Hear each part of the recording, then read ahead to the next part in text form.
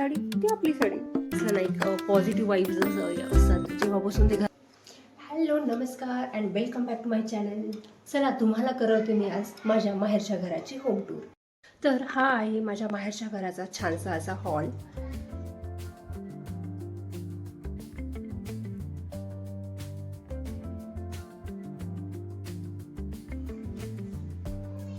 खूप उकडतंय ना, जरा एसीची 5 मिनिट हवा खाते.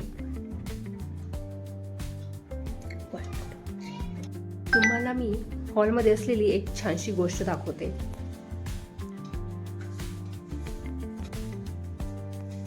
हे आहे आमच्या पिल्लूचं खेळायचं सामान. पण याच्या व्यतिरिक्त इकडे हे तुम्ही प्लांट कधी बघितलंय का? ह्याला म्हणतात क्रिस्टल प्लांट. ॲक्च्युली हे ना एक पॉझिटिव्हिटीचं प्रतीक आहे. म्हणजे वेल्थ, प्रॉस्पेरिटी, पॉझिटिव्हिटी यासाठी घरांमध्ये ठेवलं जातं. आणि ते ॲक्च्युली दिसायलाही खूप सुंदर असं दिसतं. तर हे क्रिस्टल मनी प्लांट असं याला म्हणू शकतो आपण. आणि खरंच छान वाटतं ते घरात असलं ना, एक पॉझिटिव्ह वाईब्स असतात जेव्हापासून ते आणि हे प्लांट घरामध्ये दिसायलाही खूप सुंदर असं दिसतं. जा बाबा तू आपापल्या जागेवर परत जा.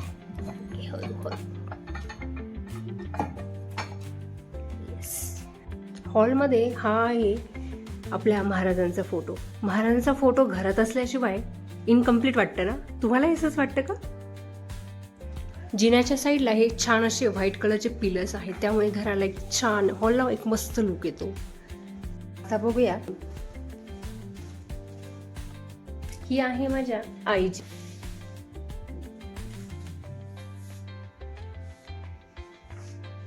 हा माझ्या आईचा वॉर्डरोब, जो म्हणायला तिचा आहे, पण ह्या सगळ्या साड्यांवर मात्र मीच हक्क गाजत. कुठलीही साडी आवडली ना, मग ती घालायची. मम्मीची साडी ती आपली साडी. मला सांगा, तुम्ही पण असं करतात का? हा आरसा ज्याच्या समोर मी भरपूर वेळ उभं राहून मेकअप करायच्या, आता विचारासमोर मी 2 मिनिटंही उभं राहत नाही.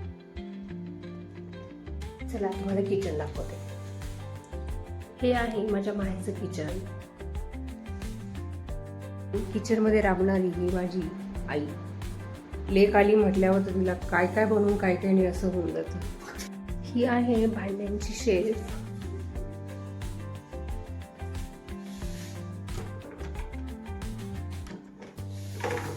मला उघडून दाखवते.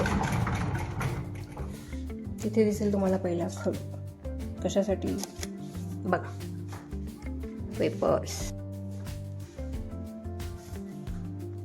ती आजही प्रत्येक डब्यावर नाव लिहून ठेवते, का तो लक्षात राहावं म्हणून.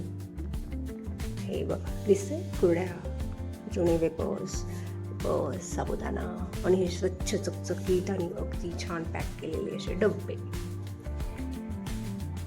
पुढे येत आमचं हे छानसं छोटंसं असं देवघर.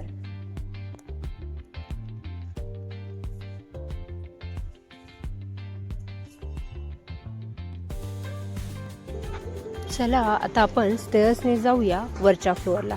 वरच्या फ्लोअरला एक मस्त असं मास्टर बेडरूम आहे.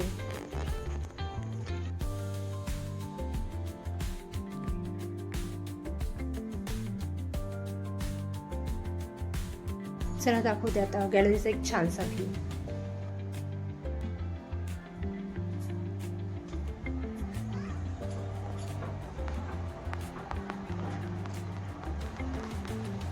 हे गॅलरीतून इतकी छान वाटतात ही झाडं बघायला, आणि अगदी हाताच्या अंतरावर आहे. हे फ्रूट दिसतं इथे, रामफळ. अगदी थोडं पुढे गेलं तर मी तोडूही शकते, इतक्या अंतरावर आहे.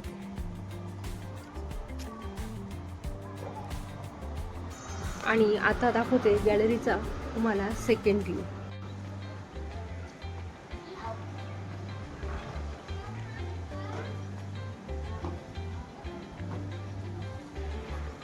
इकडे समोर आहे आमची अजून एक मोठी स्टोअर रूम. तिचा व्ह्यू तुम्हाला न दाखवलेलाच बरा राहील. आता आपण जाऊया टेरेसवर.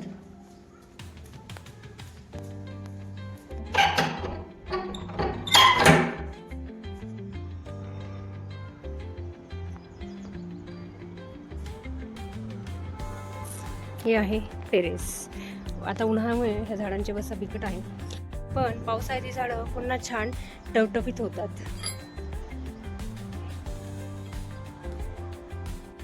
टेरेसवर आईने घरचेच द्राक्ष असल्यामुळे त्या द्राक्षांपासून हे असे मनुके बनवायला ठेवलेले आहेत. मस्त आता होत आलेले आहेत.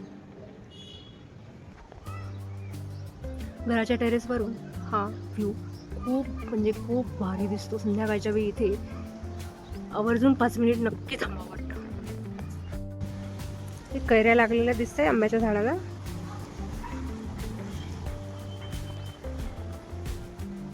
आणि त्या शेजारी हे रामफळ. तर हा आहे माझ्या घराचा फ्रंट आणि साईड व्ह्यू. आता हे पुरंदर, आमच्या बाहेरच्या बंगल्याचं नाव दिसलंच असेल तुम्हाला, पुरंदर.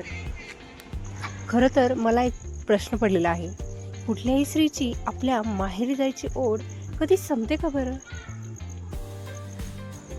आईला झाडांची आवड आहे, त्यामुळे ह्या छोट्या छोट्या कुंडांमध्ये ते बरेचसे झाडं लावलेले आहेत. अगदी गवती चहा, कोरफड वगैरे सगळं.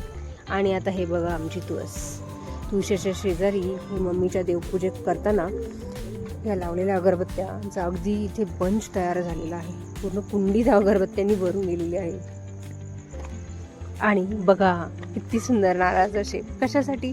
त्याच्या आतमध्ये दिवा ठेवायचा, जेणेकरून वारं लागून दिवा विझत नाही. केवढा सुंदर दिसतो ना तो. तर हे असं आहे माझ्या माहेरचं एक छानसं घर. तर गाईज, हा आहे माझ्या माहेरच्या घराचा संपूर्ण ब्लॉग. एक दिवस माहेरी थांबायचं, आईकडून छान छान लाड करून घ्यायचे, गोडधोड खायचं प्यायचं, आणि मग पुन्हा निघायचं सासरी. माहेरी येताना जी एक ओढ असते, एक आनंद असतो, आतुरता असते, ते मात्र सासरी जाताना कुठेतरी ते पाय शांत होतात, थंड होतात. थोडंसं वाटत राहतं की उद्याच्या दिवस थांबता आलं तर, येईल का थांबता, परवा गेलं तर चालेल का सासरी. असं तुमच्याही बाबतीत होतं का? मला कमेंट करून नक्की सांगा. आणि हो, तुम्हाला हा माझ्या माहेरच्या घराचा ब्लॉग कसा वाटला ते नक्की कळवा. भेटूया मग पुढच्या ब्लॉग. बाय.